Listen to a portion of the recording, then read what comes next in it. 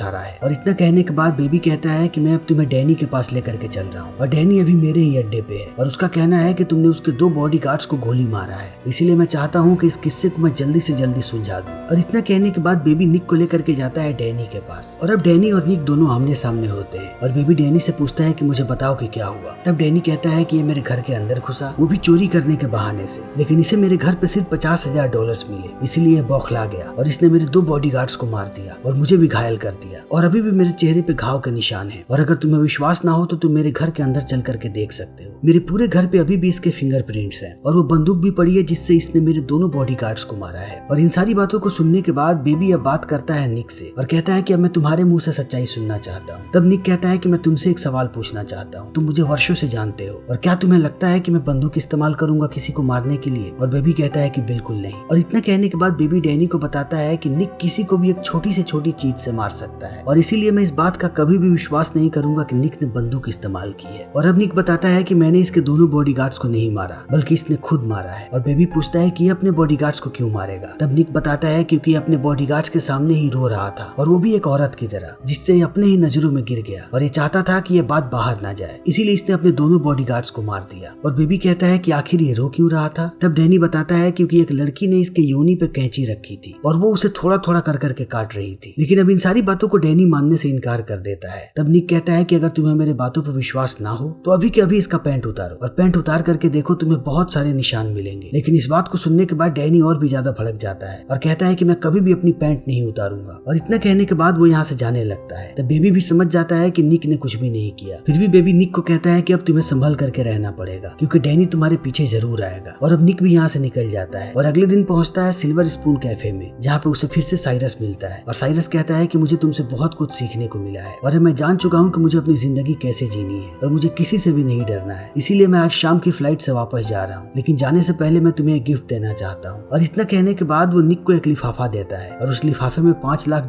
का चेक होता है और उसके साथ साथ एक नए देश की टिकट होती है। लेकिन निक इन सारी चीजों को देखने के बाद इस उपहार को लेने से इनकार कर देता है। तभी यहाँ पे डैनी आ जाता है बहुत सारे लोगों के साथ और वो निक को मारने ही वाला होता है। तभी साइरस गाना गाने लगता है जिससे सारे लोग डिस्ट्रैक्ट हो जाते हैं और निक यहाँ से बाहर भाग जाता है। इसीलिए अब डैनी भी अपने सारे लोगों के साथ बाहर जाता है। तभी हम निक को देखते हैं जो छत पे छुपा हुआ है, लेकिन अब निक को फिर से एक बार वही झलकियां आती हैं और फिर से एक बार अटैक आता है और निक समझ जाता है कि अगर उसने अभी डैनी को नहीं मारा तब डैनी उसे जिंदगी भर परेशान करेगा। इसीलिए निक अब नीचे उतरता है और वो एक एक करके डैनी के सारे लोगों को मारने लगता है और वो अंत में डैनी को भी मार देता है। और डैनी को मारने के बाद एक गाड़ी से यहाँ से भागने लगता है। तभी उसके पास साइरस आता है और एक बार फिर से वो उसे वही लिफाफा देता है और कहता है कि इसमें $5 लाख है और एक नए देश की टिकट और तुम मेरे बेस्ट फ्रेंड हो, इसीलिए मैं तुम्हें ये दे रहा हूँ क्योंकि तुमने मुझे बहुत कुछ सिखाया है, इसीलिए तुम्हें ये लेना पड़ेगा। और अब निक भी इस उपहार को लेने के लिए मान जाता है और वो इन चीजों को लेकर के यहाँ से निकल जाता है और अब निक एक नए सफर पे निकल चुका है। और इसी के साथ ये फिल्म यहीं पे खत्म हो जाती है। तो दोस्तों हमारी आज की ये वीडियो यहीं पे खत्म होती है। उम्मीद है कि आपको हमारी ये वीडियो पसंद आई होगी। अगर आपको हमारी ये वीडियो पसंद आई हो तो इसे लाइक करें, शेयर करें और चैनल को सब्सक्राइब करें। Thank you.